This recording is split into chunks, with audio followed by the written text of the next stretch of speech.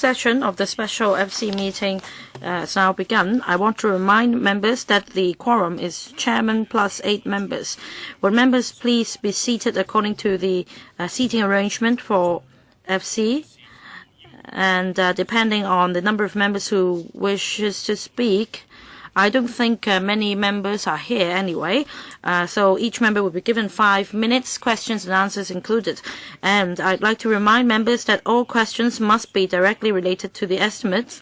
If members would like to follow up on the written replies from the administration, please quote the reply serial number on the top right-hand corner, for example, CSO 001.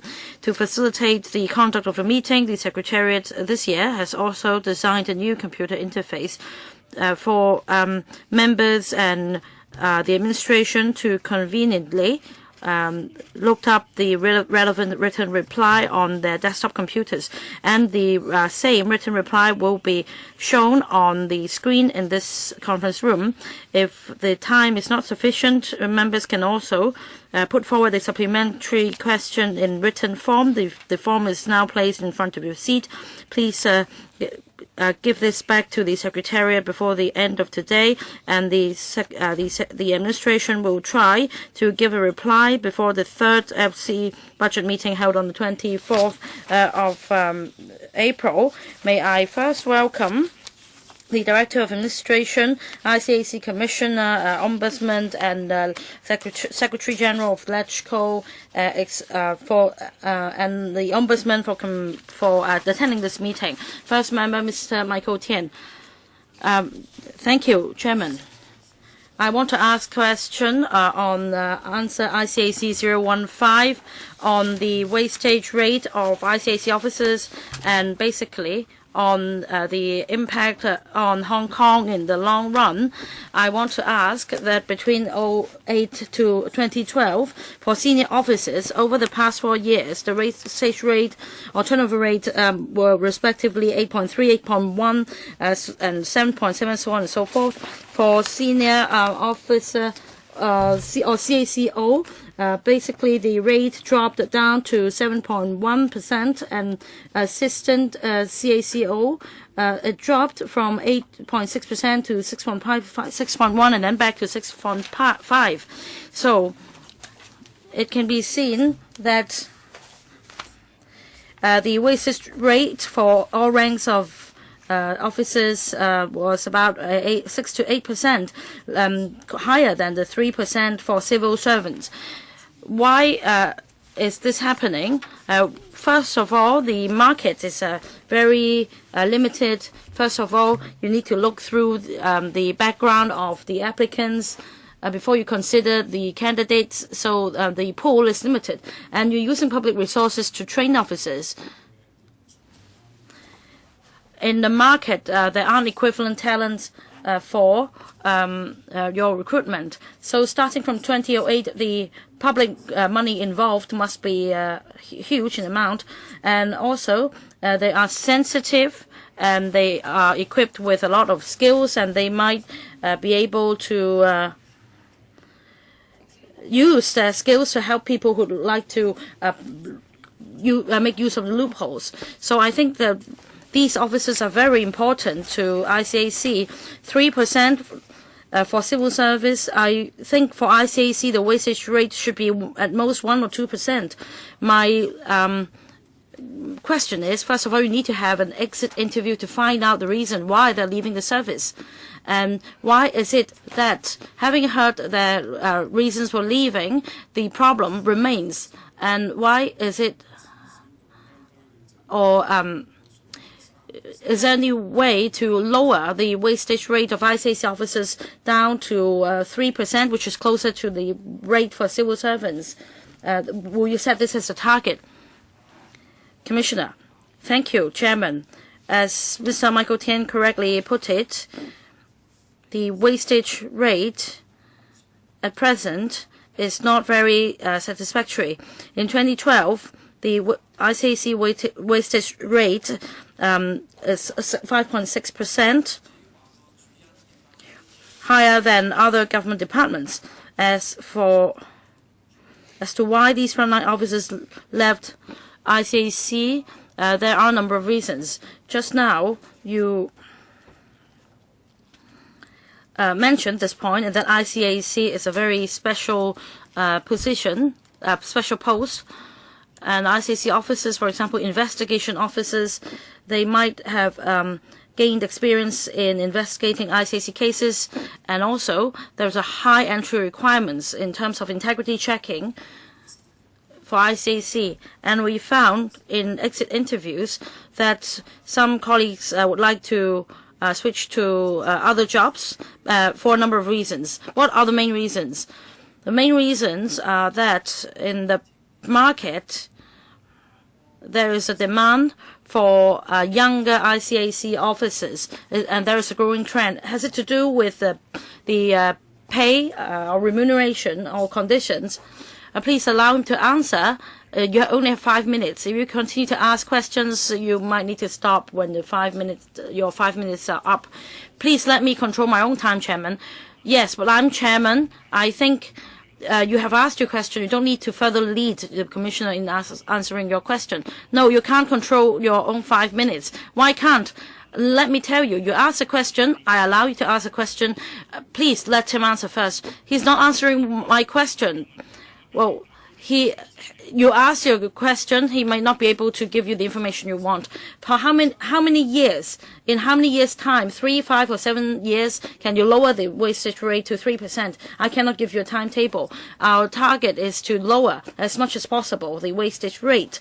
The paid-in condition is one of the factors, and we have discussed with the Standing Commission to discuss this matter, but we know that emolument may not be the only solution. In terms of administration and management, we are thinking of rolling out initiatives to give confidence to ICAC officers in remaining their posts. But you haven't answered my question. Chairman, you have used my 30 seconds. No, I'm Chairman. I haven't used your time. Your time is up. Chairman, you say you're Chairman, Mr. Yip Kwok Him. You are Chairman, but you cannot disallow me from speaking. You have used your time. Mr. Yip Kwok Him, I want to follow up on Mr. Michael Tian's question on manpower, because question 5010, in your answer, you said that the recruitment process involving senior ICAC officers is still ongoing, and the manpower shortage will give rise to major problems. So can you ensure how, with shortage in manpower, you will be able to fulfill your job? And the other question is ICAC 022, and that's in this reply, I can see from the Commissioner's reply that in relation to complaint against corruption, the cases are getting more and more complicated, and the workload of investigation officers have increased, and therefore there is a need for you to recruit more officers to deal with the heavy workload. My first question has to do with quantity, but apart from that, will you consider at the same time that quality will be enhanced? That is, on the use of equipment and high technology equipment, etc., to enhance the skills or professional skills of investigation officers to enhance the overall efficiency in order to meet public expectations. Commissioner, thank you, Chairman. Now, on manpower shortage, we have just concluded a major recruitment exercise. We hope that in the short run, we'll be able to recruit over 40 investigation officers to ICAC, and professional training will be provided after recruitment on the complexity of cases. In fact, in recent years, the ICAC has strengthened the capability, including the setting up of a unit, a forensic accountants unit or forensic audit unit to tackle commercial crimes. And we also have another unit in relation to the tracing of criminal proceeds, because corruption cases or bribery cases involve criminal proceeds, and we have trained officers for that purpose. Apart from that, apart from ordinary training for investigating ICAC cases, we also have professionals giving thematic seminars or talks to update their knowledge on investigation work. Chairman, I want to follow up on my question. Just now, Commissioner said that there will be an upcoming recruitment exercise. 44 officers. Why is it that there are 44 posts to be filled?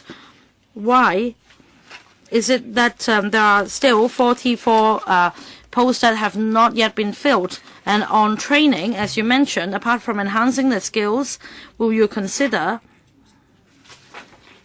for the units established under ICAC, will there be any enhancement in their efficiency? The recruitment is in fact almost an ongoing exercise because, as you may note, every year we have quite a high wastage rate and we need to fill the posts as quick as possible. At the same time, but on the other hand, recruitment is not the only solution to the high wastage rate. As mentioned by Mr. Tan just now, we need to roll out initiatives to reassure incumbent ICAC officers and that they deserve recognition in fulfilling the ICAC mission so that they will remain in their posts.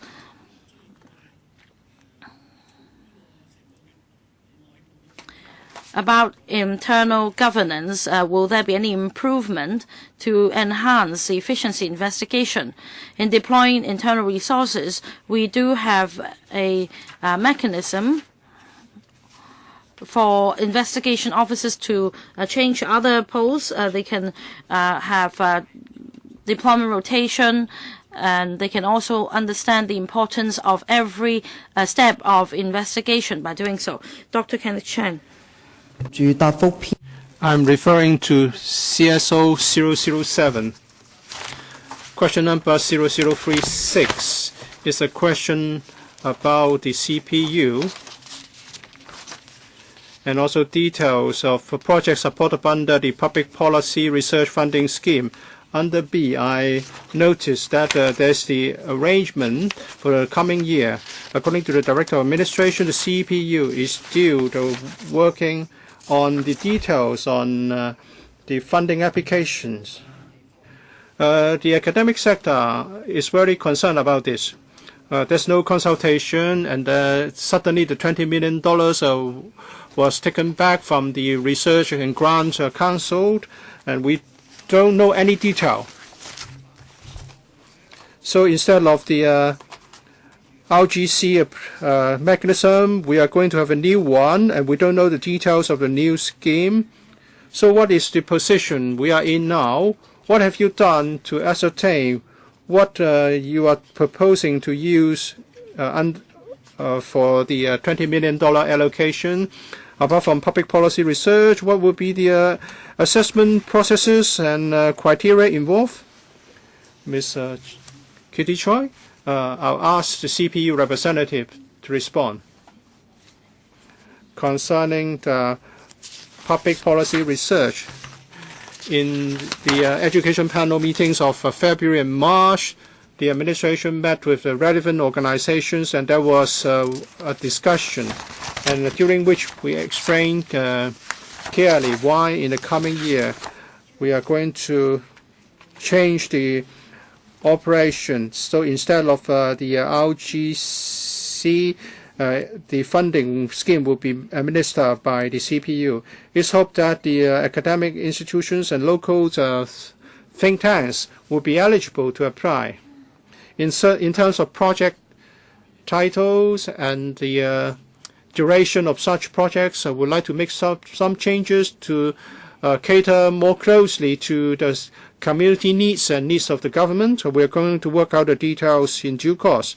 But the direction that we want to take is that in terms of operation, we would be in a position to accept applications all the year round, and the researchers would be in closer communication with government officers, and there will be more assistance in terms of information research to be provided to such researchers, and we would do more to publicize the findings. We'll make sure that the panel for assessing applications will be chaired by the academics with good standing and credibility. There will be a declaration of interest system, and objective criteria will be devised to assess such applications. In the future, the PPR funding schemes would have the original objective remain unchanged, and that is to encourage academic organizations and think tanks to be involved in public policy research, and we will not affect academic freedom while we devise the assessment criteria. Well, in the past, before you took back the $20 million, the RGC was subject to, so RGC system was subject to peer review, something which we are proud of, and that is at least 2 peers, many academics from overseas countries, will be looking at the assessment mechanism, and the findings would be credible. Credibility is not something one claims. You cannot say just, I'm going to respect academic freedom, I'm quite trying to find someone who are credible. The question is how can we be seen to be fair and objective? We are proud of what we have as core values, and now we don't have any details. So how can you say that we'll have the right assessment mechanism? Ms. Lip. Well, in the future, we would first of all have regard to the RGC assessment criteria and mechanism that was practiced in the past. And we are going to engage credible academics in the assessment process as to whether we are going to invite overseas academics. Well, if necessary, we can also do this. Mr. Sin Chung Kai, I have a question concerning ICAC. In one of the questions raised by Mr. James Toh, it's about 103 allowances.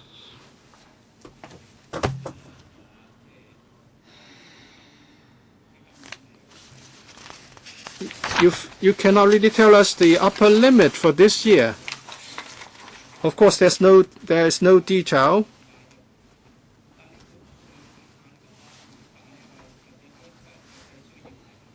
It said that it will be set in accordance with actual needs.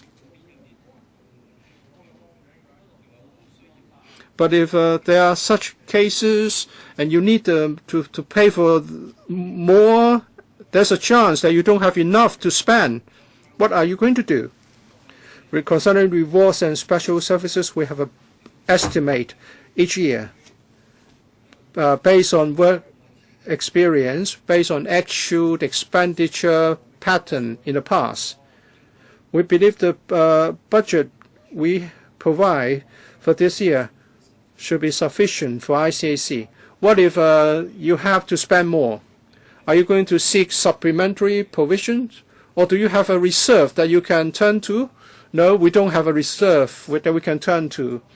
If it's expected that the budget will be exceeded, we will consider whether we should put it in another application. But I can assure the member that we believe the budget will be sufficient. According to the Commissioner, according to the CPU, credible or academics with good standing will be involved. Who would try to find these academics? The CPU consultants, CS for A or the CE? Who would appoint these academics? The appointment authority is a CPU. As regards how we can identify suitable people from the academics circle, we will of course take on board views from various sides, including the academic sector, and views from other parties. We also consider their suggestions. Are you going to invite a nomination or invite views from the public?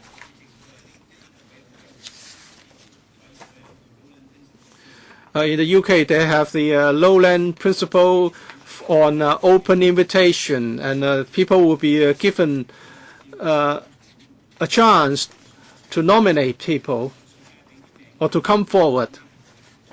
So under what kind of process are you going to invite the academic sector to offer you names? Well, we don't have a formal arrangement on this. If the academic circle, other people in the community, including electrical members, want to propose some candidates, we will consider your suggestions. Can you be more specific? Are you saying that you may make proposals if you like, but there's no formal procedure involved? Or are you going to talk to people who are going to talk to you over the lunch, or who talk to you more? Or you can seek advice from whoever you like? Is there any objective and an open process involved? At present, there's no open and formal process as such. But here we're talking about people from the academia. And we do have ways to contact famous and well-known people in the academic circle, people that we can reach would enable us to reach suitable candidates. But we cannot rule out that other people may have other suggestions concerning suitable candidates. They may also tell us what they would like to nominate. Why don't you formalize such a nomination procedure? Well, if we want to make this an open process, then to what extent should it be made open? Which sectors should we approach to invite nominations? And to what extent can we do that? LC01 is a question from Mr. Tamu Chung to the Secretary General.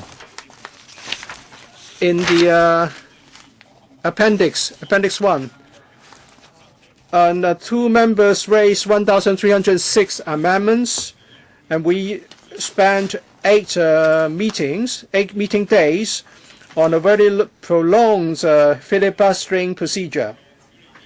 Can the Secretary General inform us, for these amendments, how much public expenditure was involved? Apart from the waste of public funds, what about government officials in attendance? Have you asked how much public expenditure was involved for the attendance of public officials? Secretary General, Mr. Wong is referring to the scrutiny of a bill in the last term. At that time, we did not engage any additional manpower to deal with the amendments, so our colleagues, Mr. Raymond Wong, please respect the proceedings. The Secretary General is answering a question. If we want to say something, do it outside the chamber. So our colleagues did a lot of overtime work to deal with the workload. Mr. Wong asked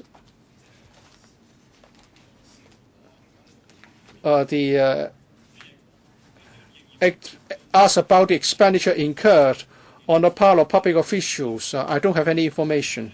Well, we spent we spent 8 meeting days. So how much money is involved? You have the auditor, commissioner, director of auditor here. Maybe he can help. Or I can provide information on the number of meeting days after the meeting. But there was no additional secretariat staff involved. These people that were responsible for dealing with all sorts of work in the Secretariat. As for the expenditure on the part of the government, I don't have any information. Maybe the government can supplement. I'm asking you the additional expenditure, so you don't have to avoid the issue. I was asking about the expenditure expended. I believe you can calculate the sum. Please give us the information after the meeting. A question for the Director of Audit. It's AUD 004, question number 3594. In the coming year, Director, are you going to look at various departments, especially the overseas visits by directors of bureaus and heads of departments to see if their visits are good value for money or that they would not be wasting public funds? In the appendix, it seems that no such information has been provided. Mr. Sun?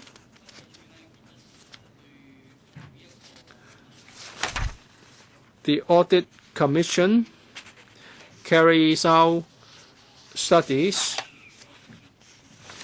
according to our agreement with the PAC of this council and also the agreement with the government for value for money, the audits. We are always monitoring the situation on the ground, and we will not make any announcement before a study is completed. Our resources have to be expended in different areas and different items, but annually we do have a plan that our resources will be expended on planned audit work projects. And such projects have to be carried out for a considerable period of time before it's completed. So we'll have to look at the timing, the feasibility of looking into various issues. We look at the importance, whether it's something systemic and how serious is the issue concerned before deciding on whether to expand resources on a particular project. Sorry, Director, the time is up. If you want to supplement your answer, please do so in writing. Next, Mr. Allen Lau. Thank you, Chairman. Chairman, I want to follow up on the two questions I asked. Reply serial number CEO 012 and 013. Here, I asked about the expenditure of the Chief Executive's office. In CEO 013, the expenditure of the former Chief Executive, Mr. Donald Tsang, is set out in a reply from 2010 to June 2012, before he left office, and also from last July to February this year, the expenditure of the incumbent Chief Executive is also set out. Now, if you do some calculations, you can get the average monthly expenditure. In fact, the expenditure of Donald Tsang is less than CY Leung. And referring to CEO 012, after CY Leung assumed office, there were 5 duty visits, all to the mainland. According to media reports, if you look at the figures here, for example, in the annex of 012, item 4, a visit to Beijing to do a report of the work and expenses 64,938 for 3 days. And according to the information, C.Y. Leung spent more than Donald Tsang. The last time Donald Tsang made a work report in December 2011, he spent 4 days in Beijing and spent $75,000. So my question for the controlling officer is why? Is it for the incumbent CE, be it expenditure of his office and the expenditure of his duty visits, the amount is larger than that of the former CE? So does it mean that he hasn't learned a lesson from the so-called corrupt or greedy Zheng, the former CE, and he has spent too much public money? Thank you, Chairman. There are two parts to Mr. Leung's question. Perhaps let me respond to the point about comparison of expenditure of duty visits. We've also noted this comparison in the report. Now, Mr. Leung quoted a specific example. It's easier for us to understand. If we compare the former CE and the incumbent CE, they both went to make a work report in Beijing towards the end of the year. They spent similar number of days, so we can compare the expenses. Now, on the efficient use of public funds or whether it's value for money, one should not just compare the figures, but if the member is interested, I can also refer to this example because both went to the same place of visit for the same purpose. Similarly, to make an annual work report. Now, in December 2011, there were 5 officials in the team. As for 2012, 4 officers went, 4 officials went. As for airline tickets,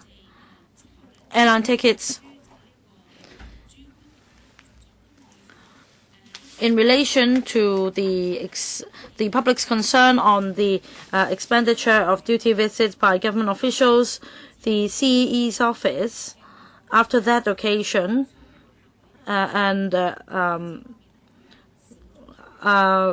bought business class tickets instead of first-class tickets, so the expenditure was lessened. It was true that this expenditure compared to the one in 2011 was higher because in 2012 the chief executive hired a conference room for meeting purpose. So out of the $64,938, it accounted for $12,000. So taking this item out, be it subsidy or allowance, passage fee, etc., all expenses were lower than those in 2011. Next, Ms. Emily Lau. I want to follow up on Mr. Michael Tian's question, ICAC 015. We have ample discussion at the panel about this gap in manpower. Chairman, for if you look at the table, for Directorate Officer in 2012, the wastage rate is 16%. A wastage of 2 out of 12. So is there any succession plan for ICAC? I understand for other disciplinary forces, they have queue. What about ICAC? And for directorate officers, how many of them are acting posts? That is to say, somebody has left office and then somebody would act up that post. So please tell LegCo how bad the situation is.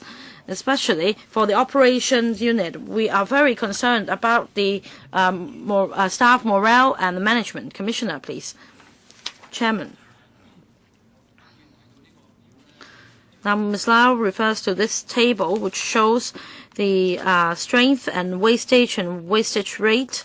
The wastage rate includes retiring officers and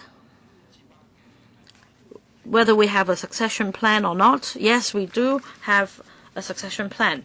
But as you correctly put it, it's been 39 years. Those who originally joined ICAC reached retirement age and gradually would be leaving ICAC, and we need more junior officers to acquire experience to as successors. We have several candidates in mind, but as mentioned by Mr. Pak, the former commissioner, mentioned, we are working very closely on the succession plan. What about those acting as directorate officers? We have 4 at the moment, Ms. Emily Lau. So that is to say you have no succession plan. If there is an intact succession plan, whoever leaves office would not be a problem. Those at the rank below would be promoted. What about these 4 acting officers? What do they account for? As I said just now, we have been working very hard on the succession issue, and on this occasion, I returned to ICAC for office, and my term is 3 years. I hope that in the coming 2.5 years, I'll be able to complete the succession plan. Well, you know that, in fact, Commissioner has already retired, and he has returned to take up this post. And please tell us something about the staff morale. Is it because of bad management that you see a high wastage rate recently? Commissioner, as I respond to Mr. Michael Tian's question, there are a number of reasons for people leaving the service. One of the reasons is work stress. The work requirement of ICAC is quite high. Public expectation, on the other hand, is also very high. What can the managerial level do? Like I said just now, we want to reassure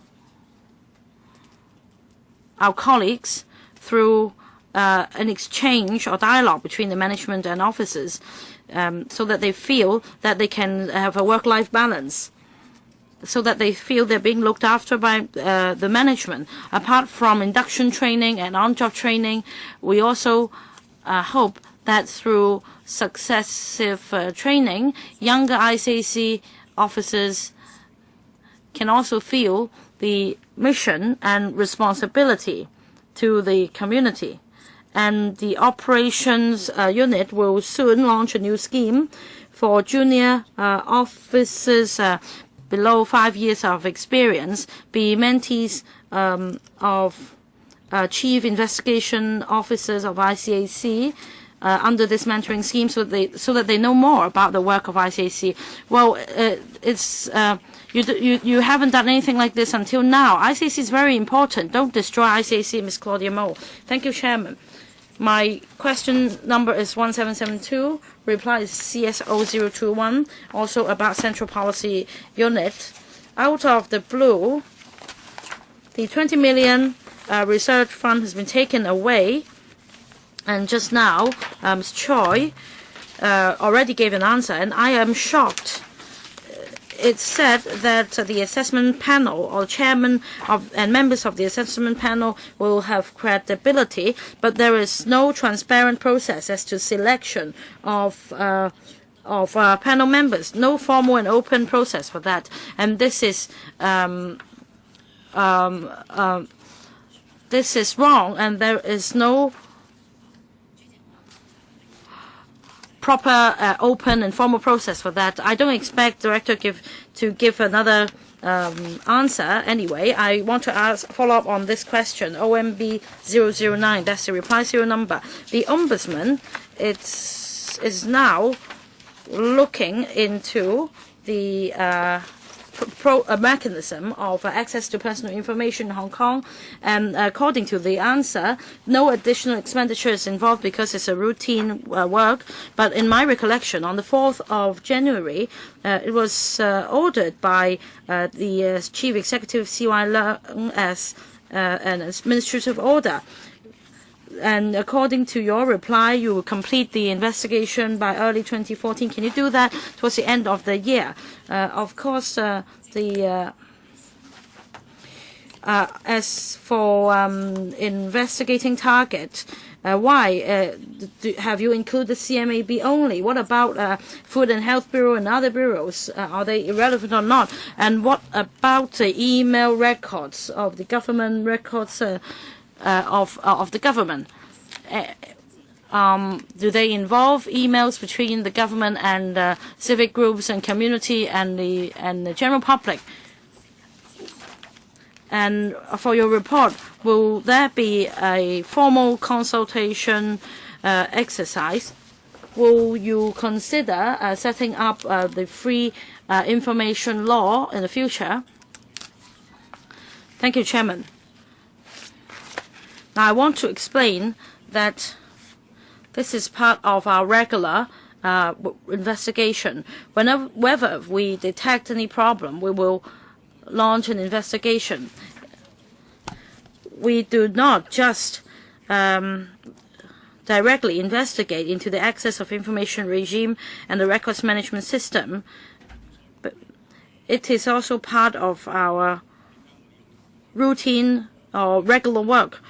We don't need additional resources because it's part of our normal duties. Now, as for the organizations under investigation, it's mainly the Constitutional and the Mainland Affairs Bureau. The problem is that this bureau is responsible normally for the Code on Access to Information. That is why the bureau is the organization under investigation. All right, I know the other parts of the answer. You don't have to answer anyway. We hope to complete the work by this year. If not, we hope to complete this investigation in early next year. As for consultation, we have announced that a direct investigation would be launched. And after we make this announcement, we have received around 39 views from various sectors.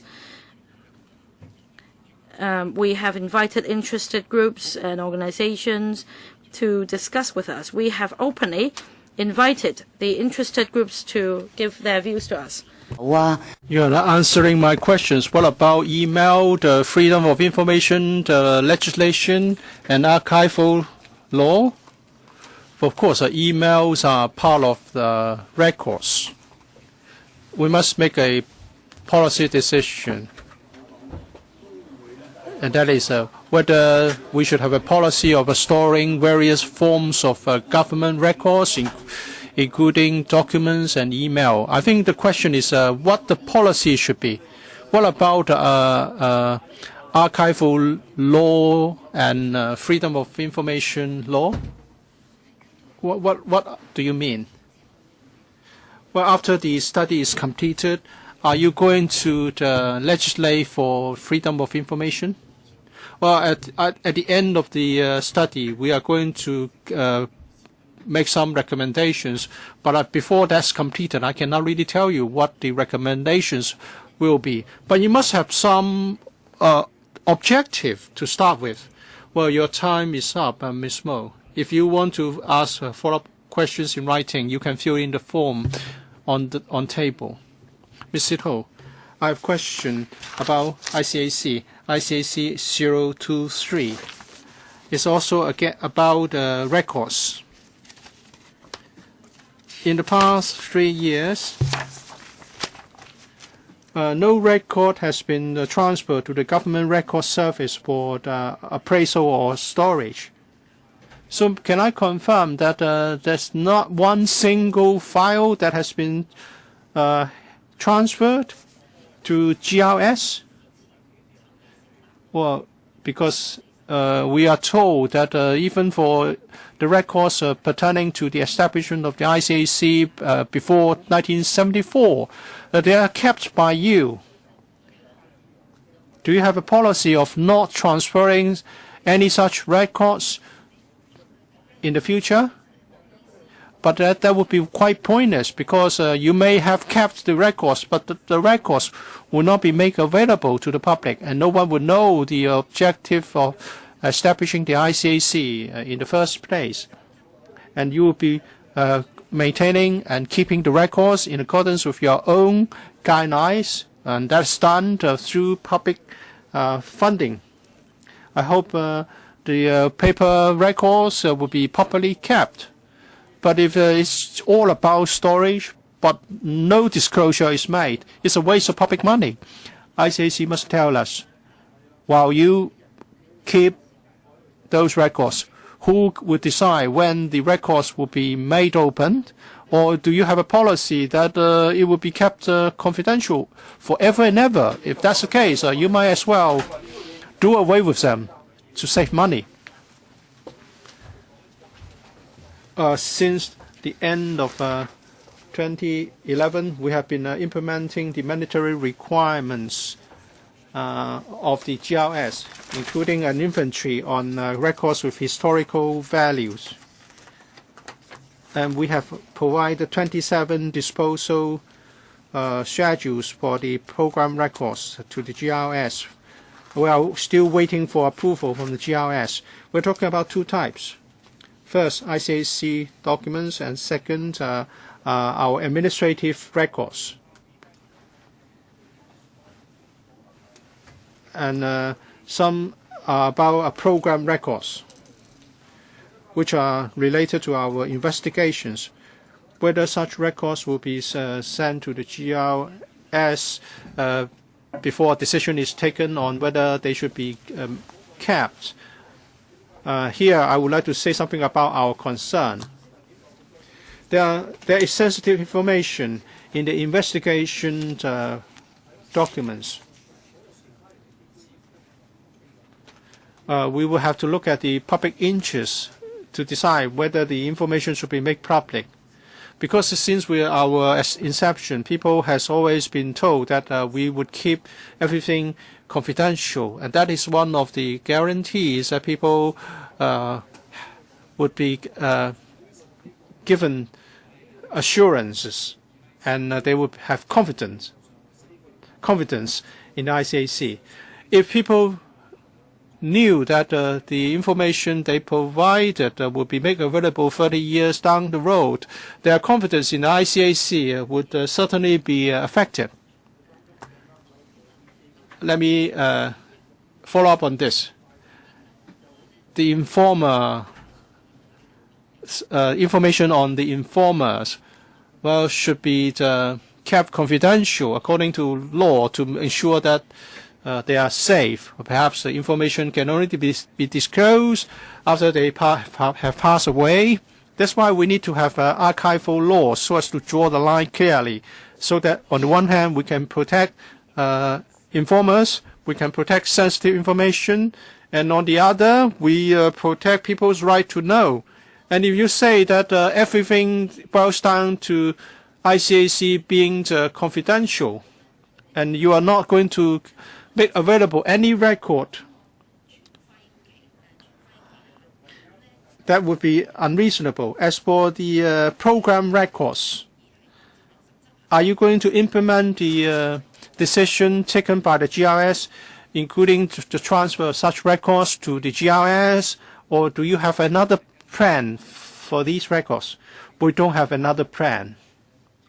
We are following up the issue with the GRS. As for the way that should be adopted to handle sensitive information in the program records, we discuss with the GRS to decide how to do it. But of course, we have to protect public interest. I have a question. CEO 018 and CEO 019. And the officer answering the questions is Ms. Alice Lau, Permanent Secretary, CE's office. So the answer boils down to this. It's confidential. I don't know which information is confidential or not. And then the Executive Council members are talking a lot about not quite sensible things. I hope that you can, what kind of help or support for members of EXCO will be provided to avoid making statements that are factually incorrect, slanderous or defamatory, and will tarnish the image of the government. Well, I was talking about Mr. Zhang Jiguang. He writes in a column in a newspaper. He has been issuing defamatory statements against his political opponents. This has never happened to the Executive Council, and there's nothing you can stop him from doing this. And you talk about confidentiality and collective responsibility. Now you're saying that that member has a right to express his opinion, his personal opinions, like other members of the public. Well, you're talking about EXCO members, and they can still uphold the principle of confidentiality and collective responsibility while expressing their personal opinions. Well, the official cannot really answer my questions, but still she tries to give an answer. She just rehearsed the official line.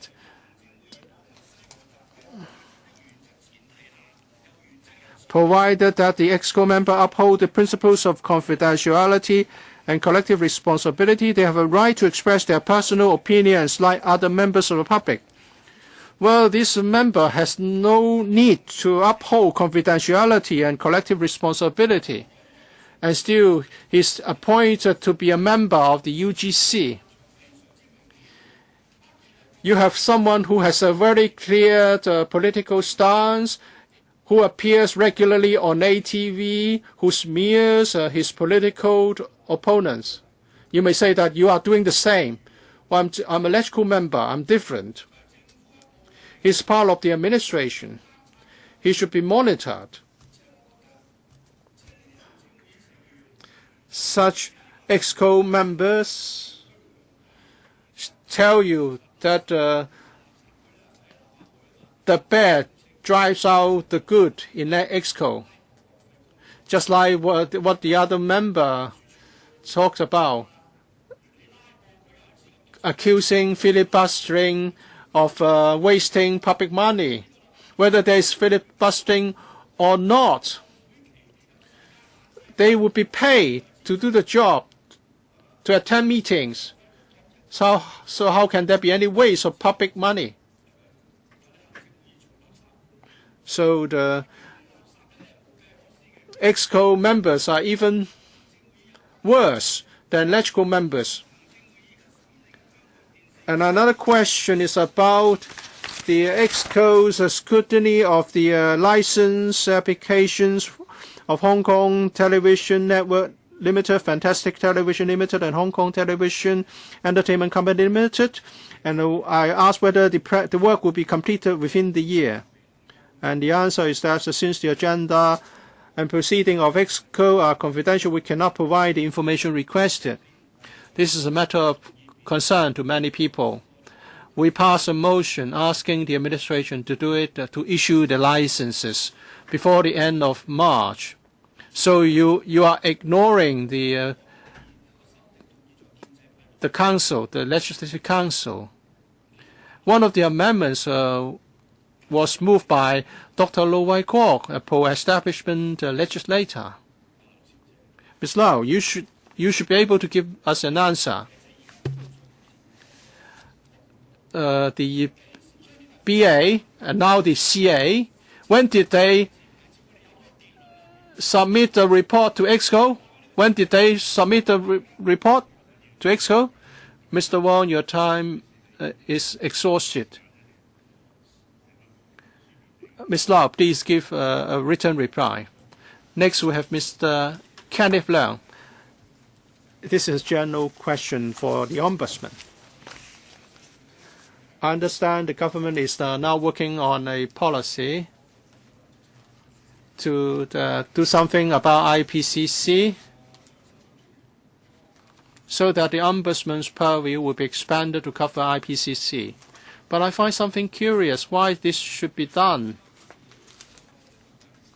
Because the IPCC's purview is to monitor the complaints investigation of the police.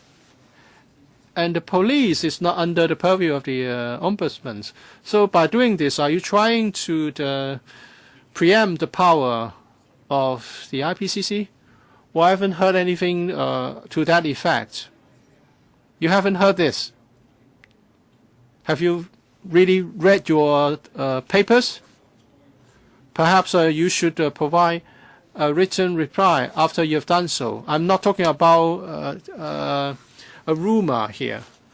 Well, I haven't received any paper on the subject referred to by the member. Chairman, I hope you should look at your brief, your directives, and so on before responding to my question. He's saying that you are saying that he will receive the paper later. I would like the Ombudsman to look again. I'm not making this up. If the member has a document in mind that he thinks I should have read, I would be happy to know about what it is. All right. Next, we have Mr. Dennis Kwok. It's 1533 ICAC 013, ICAC 014. It's about duty visits and expenditure incurred by the Commissioner. It's understood that 34 duty visits were made by the former Commissioner, among them 12 to the mainland, and he was absent from Hong Kong for 145 days, 76 days on the mainland. Altogether, $4 million was spent. And Mr. Tong spent $220,000 on gifts on 136 occasions, where the value ranges from $90 to $11,430. Well, so altogether, more than $200,000 was spent on gifts. So who made the decision? Who decided which official should get a gift of $90 and who should get a gift of more than $11,000? Was it the decision of the Commissioner himself? And how can you explain that he was absent from Hong Kong on 145 days? Commissioner, thank you, Chairman. First, let me respond to the point about duty visits. As per the information shows in the reply, during his 5th term of office, Mr. Timothy Tong indeed made 34 duty visits. As for the destination and the purpose of duty visit, all the details are set out in the table. So as members can see, they're either courtesy calls or international conferences or meetings. Well, right, okay, I understand why international conferences have to be attended. Please tell me who makes a decision as to what gifts to give and how much to give. Commissioner, Chairman, as shown in the reply, the information here is based on shows on the number of so you don't have this information. Please let him answer the question first. It depends on the purpose of the duty visit. When the Commissioner decide what gifts to give and how the gifts were to be given. That was the decision of the commissioner. So about the expenses and gifts, all decisions were made by the commissioner himself. Any internal guidelines? Commissioner, no written guidelines or requirements. It depended on the identity of guests and the occasion that the commissioner was attending. In fact, the ICAC also reviewed the gifting arrangement.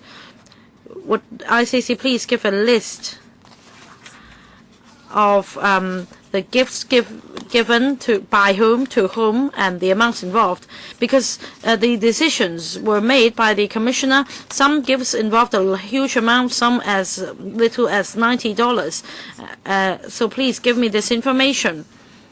And for duty visits, 145 days he was out of Hong Kong, and 67 days he remained on the mainland.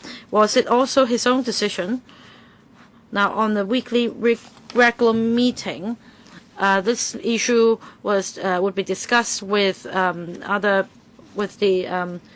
department secretaries. So Mr. Timothy Tong himself decided how many days he should spend on the mainland and how many days he should be out of Hong Kong. It was all up to him.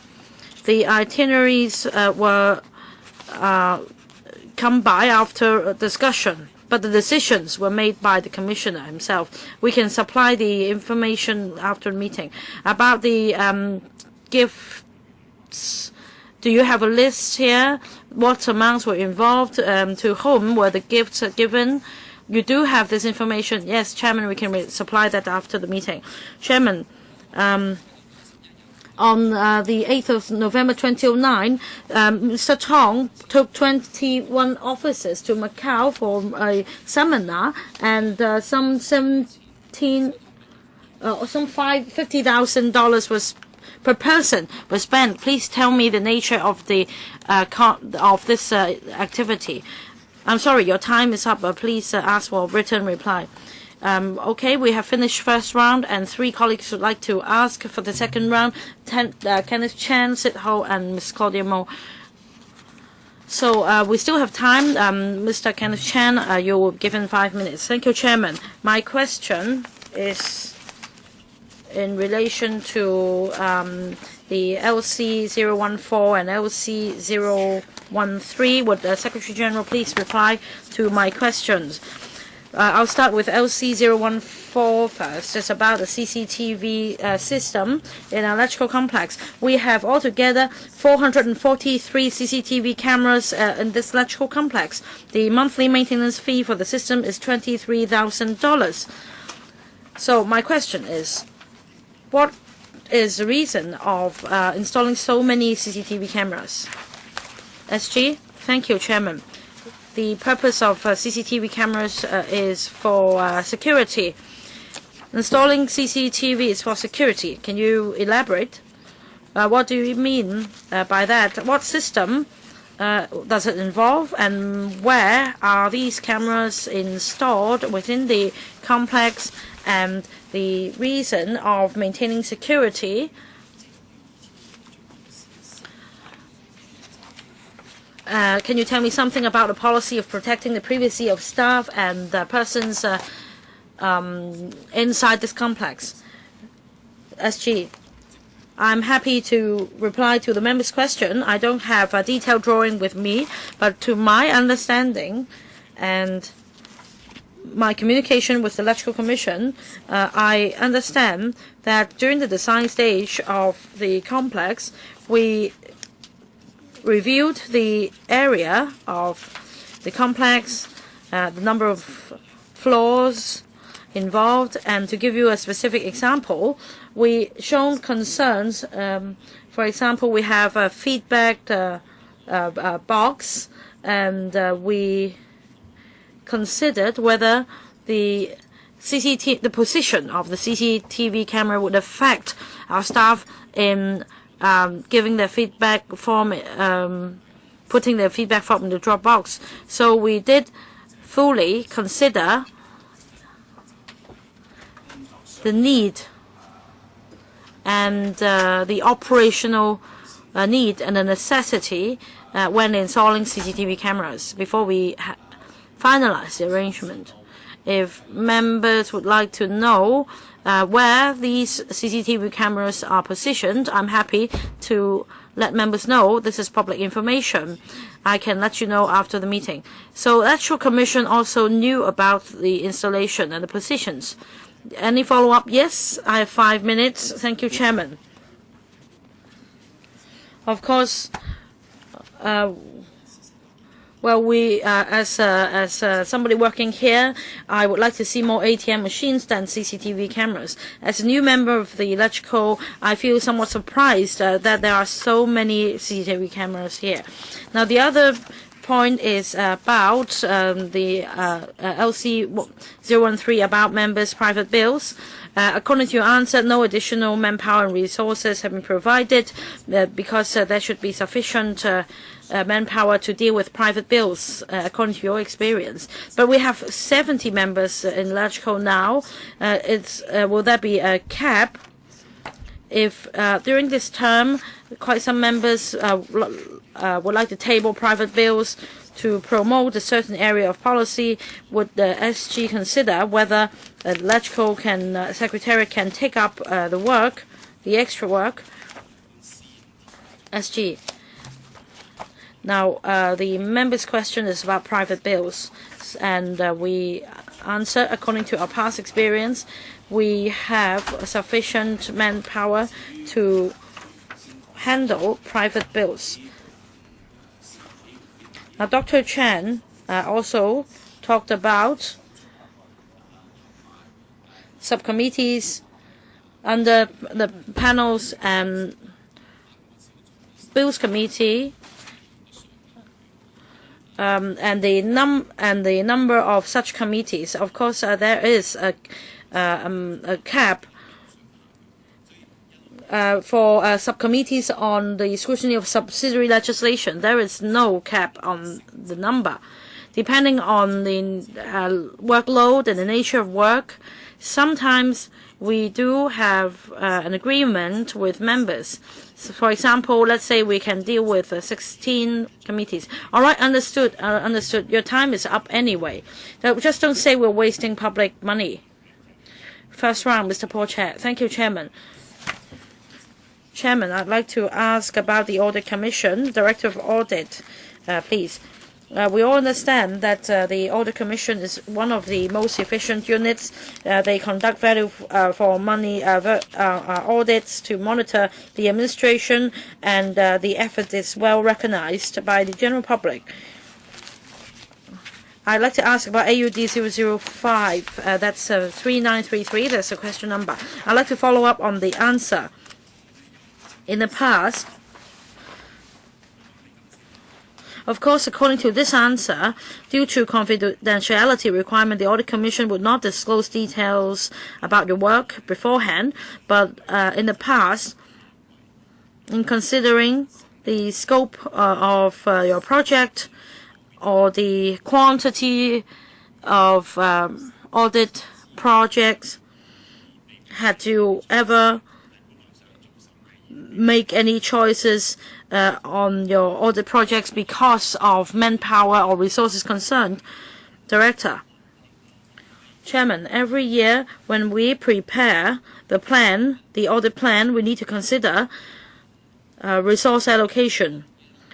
Usually, every year we audit about 80 financial statements, and we do around 18 to 19 value for money audits. And we conduct these projects based on our existing resources. And we also need to select appropriate resources for the audit work.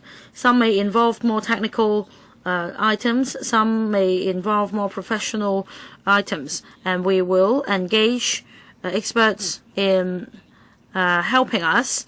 But every year we do consider resource allocation. My question is, have you ever considered in your process, because of time constraints or manpower constraints, etc., you need to make choices and to give up some of the plans.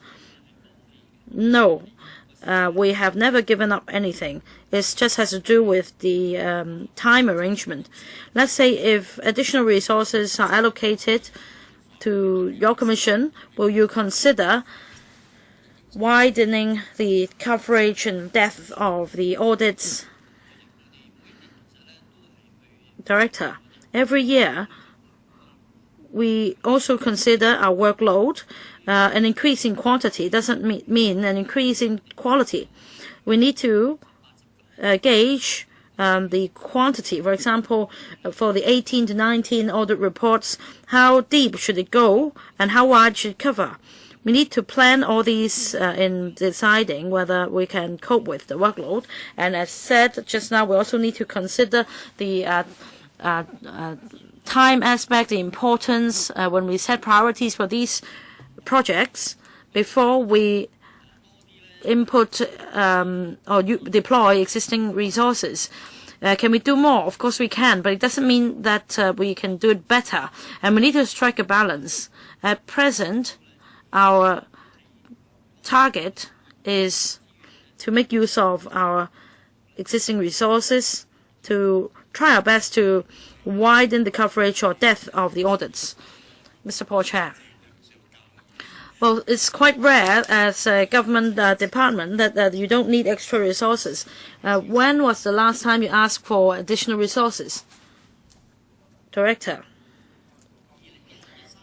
2012-13, in fact, there were additional resources.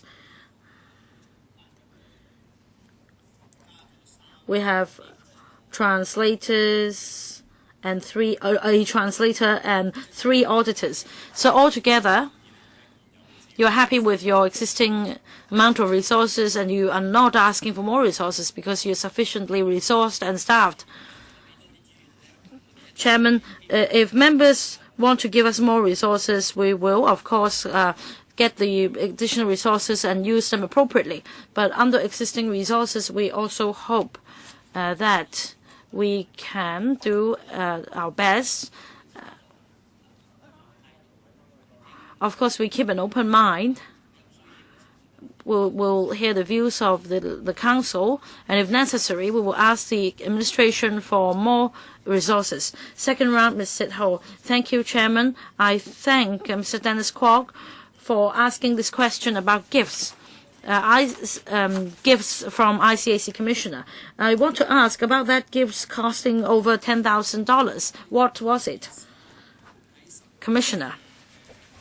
Here it shows among the 19 activities, the amount ranged from 360 to 11,430.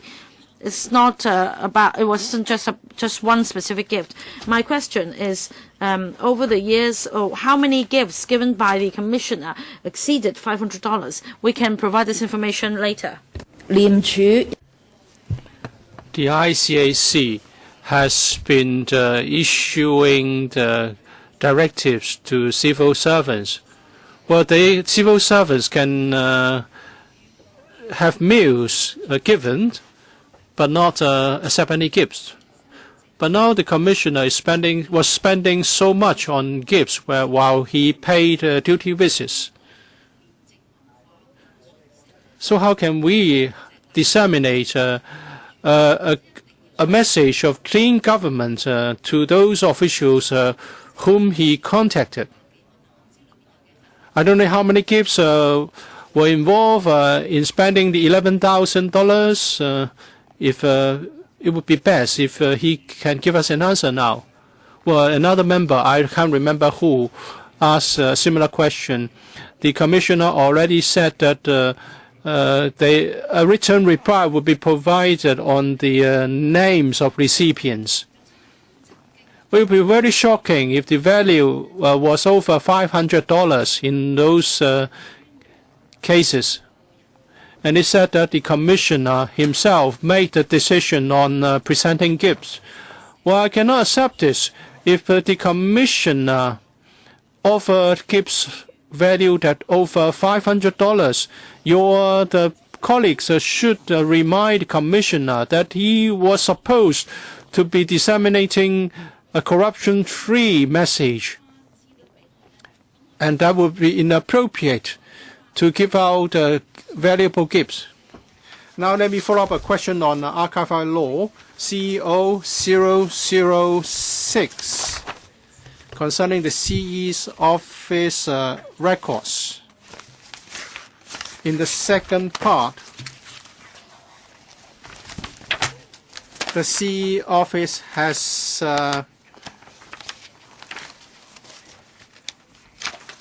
makes 547 records under seal, and this office, IEC's office, has proposed to GRS, and also some decision has been made that certain years covered by the records, 7 years should be kept. But there's no one from the GIS working in the CE office. And now you are saying that some files and records are pending transfer. There's no definite date. I'm concerned about procrastination. So what about the humidity, the temperature of the storeroom? Are they comparable with those in the GRS? And if not, then what is the reason for the pending for the delaying the transfer to the GRS? Ms. Lau, there are different types of records, and there are different requirements on the number of years to be kept. As for administrative records, there is a set of guidelines from the GRS. We would follow the guidelines to decide how many years should be kept, how long such records should be kept. As for the day-to-day administrative records, the relevant colleagues who will be dealing with the documents or documents would have regard to the actual situation and other relevant considerations, make certain suggestions. I have to stress that they only make suggestions, because concerning such program records, we can make suggestions, but the number of years that they should be kept will be decided by the GRS, and we would certainly comply with the general guidelines from the GRS. Dr. Kwok-K for the first round. I have some questions about ICAC. Well, last year we had a case involving the former CS4A, Mr. Raphael Hui. This is sub judice, and we are pending. We're waiting for the proceedings to yield some results. It was a major cause of public concern when it comes to the CE's case, the former CE's case. Of course, you're not going to tell us anything about ongoing investigation. Do you have another set of rules for former senior government officials? Is it because of the lack of money or manpower that this case has not been proceeded with?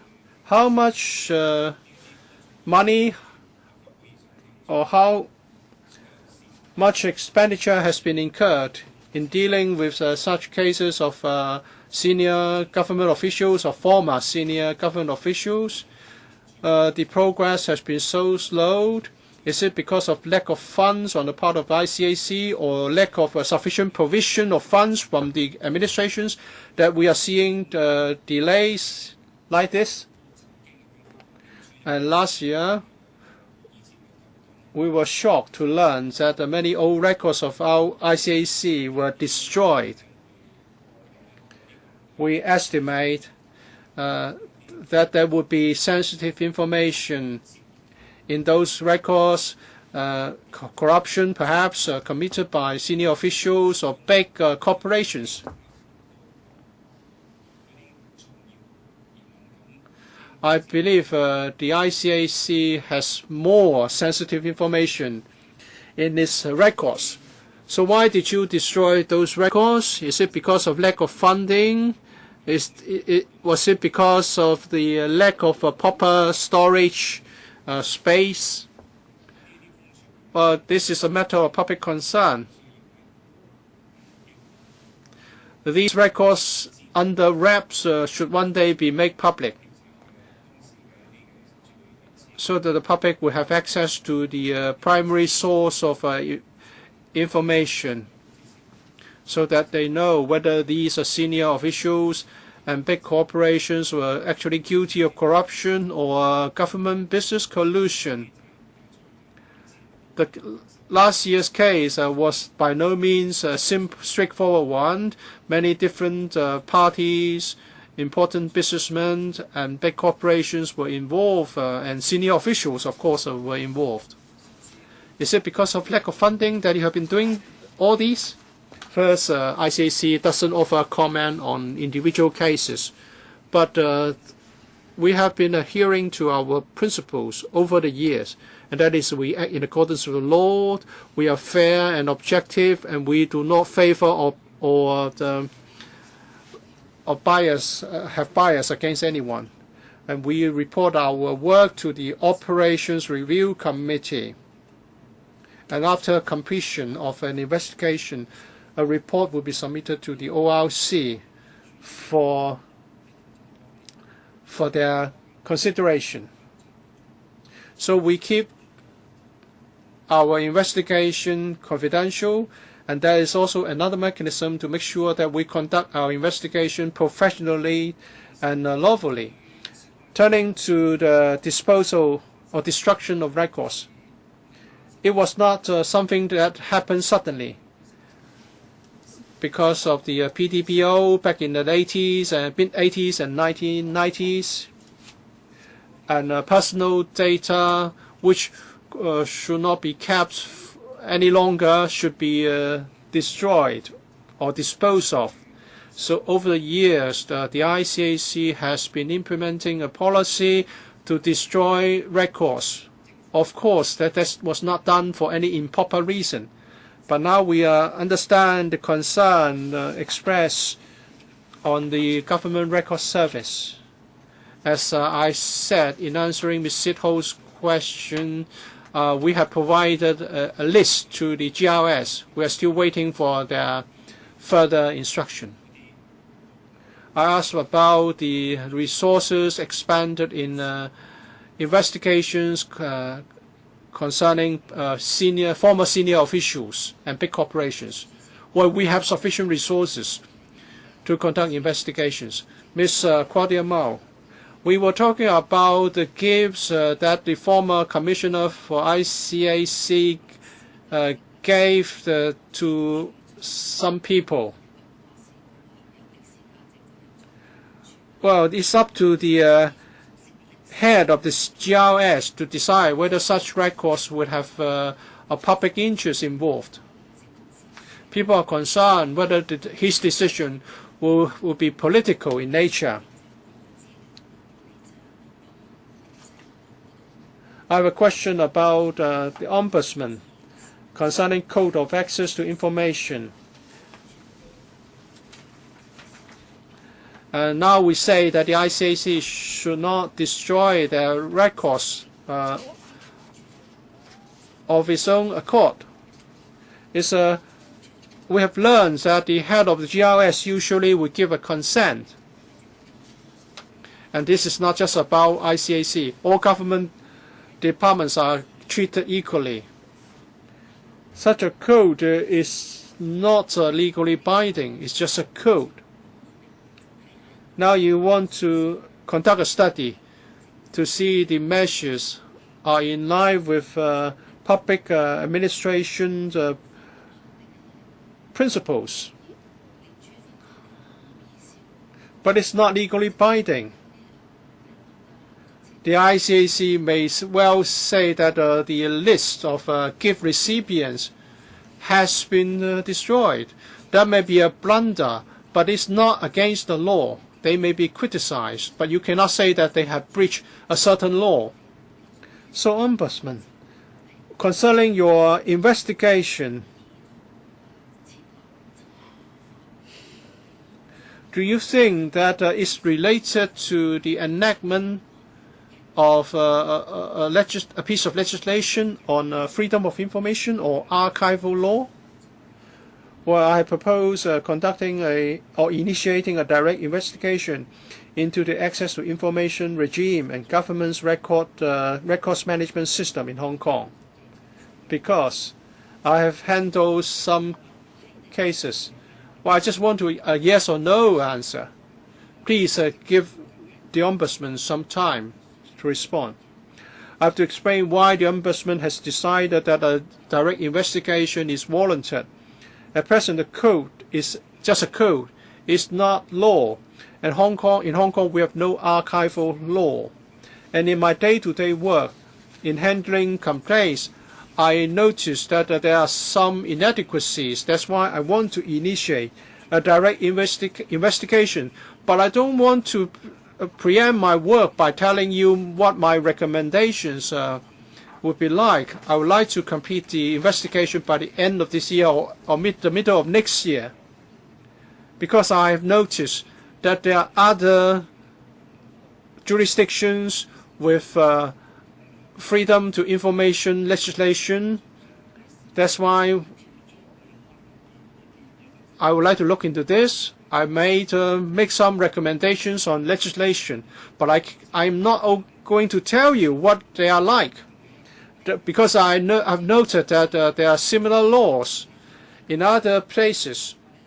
Thank you, Ombudsman, for giving us this much welcome response. The second question is about the CPU's move to take back the funding application, funding of $20 million. We are very concerned about cronyism and favoritism. And now you have no formal open system to recruit the assessors. How can you explain this to the academia? And if you make this make the system one that will be based on favoritism, then even the ICAC cannot sort the mess out. Ms. Lip, well, we have taken back the implementation of the funding scheme. One of the reasons was that we have heard from other institutions other than the 8 UGC-funded institutions, and also from local non-profit-making think tanks, that they would like to have a chance to get funding support. As for the appointment of assessors, members are concerned who these candidates are, whether they will be impartial. So just for information, will it be very long? If so, please provide it in writing. Thank you, Chairman. Dennis Kwok, second round. Chairman, I want to follow up on the question to the Commissioner. Well, for ICAC Commissioner, former Commissioner, Mr. Timothy Tong, the personal expenses exceeded 757,527. So it's 3 times more than his predecessors. So I'd like to know how the money was spent. And I quoted the figure, out of 100, he was out of Hong Kong for 145 days. And the Commissioner explained that he attended anti-corruption international conferences. I understand that. But over 10 times out of those were courtesy visits to Shanghai and Beijing. Over 10 times to the same units, for example, to the highest proletariat court and the liaison office, why is it that he had to visit those two units so many times? Why is it that the expenditure exceeded his predecessors by more than 3 times? He visited the Supreme People's Procuratorate and also the Hong Kong and Macau mainland, Hong Kong and Macau Affairs Office of the State Council. Please tell me why his expenses exceeded his predecessors by 3 times. Yes, I can provide this information in writing with more details, but please note that apart from Mr. Tong, every year his predecessors also visited the mainland as a courtesy visit, but not that many times. I'm talking about over 10 visits to Beijing. I understand that, of course, previously other former commissioners also went. My question is, he went so many times to the same unit, and it's the number of visits is simply beyond my comprehension. Commissioner. There is a practical need in relation to anti-corruption work and liaison with the mainland counterparts. And I want to raise this point. Over the past 5 years,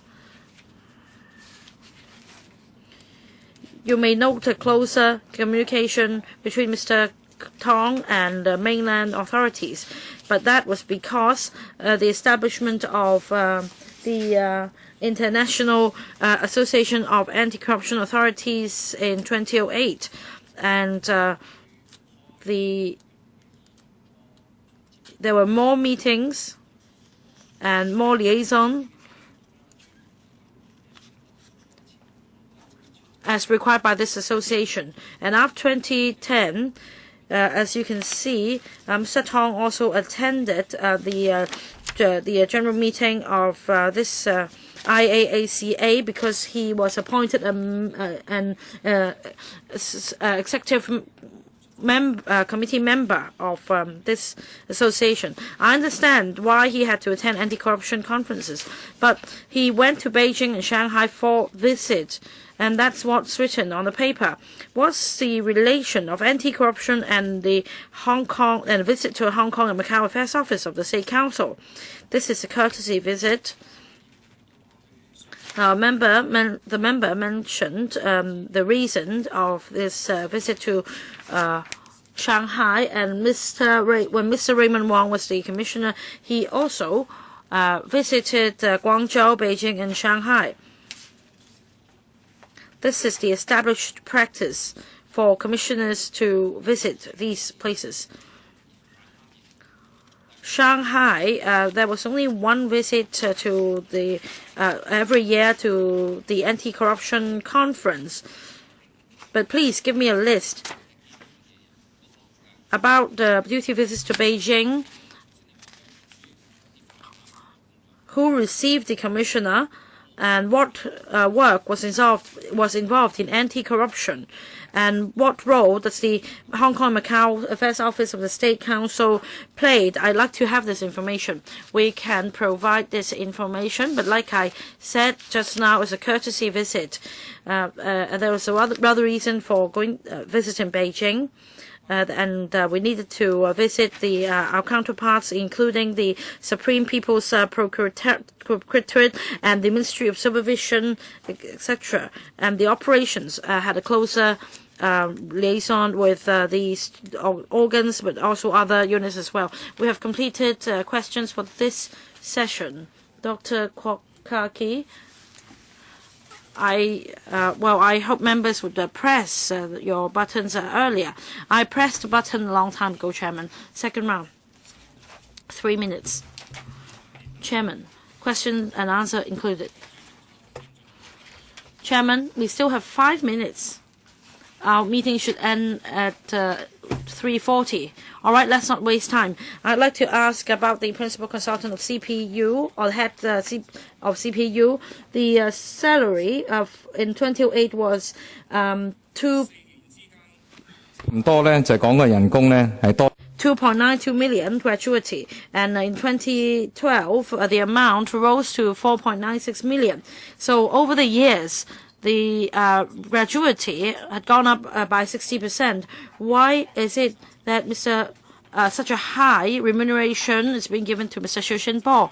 Is it because of an additional mission that has been given, that is to incite public opinion and to do the bidding of the central authorities? What is the criteria for setting the remuneration for the head of CPU? Who would like to take this question? Ms. Li or Ms. Choi? Ms. Nip or Ms. Choi? Ms. Nip. For the head of CPU, it was in 1989 and 1999 when CPU was set that the Finance Committee set the remuneration for the head of CPU, which is equivalent to D8 level. For the yearly differences, in certain years, the gratuity, end of contract gratuity, was also taken in, the amount therefore was larger. 2010 and 2012, it's just 2 years difference, but in the amount jumped from 4.43 million to 4.97 million.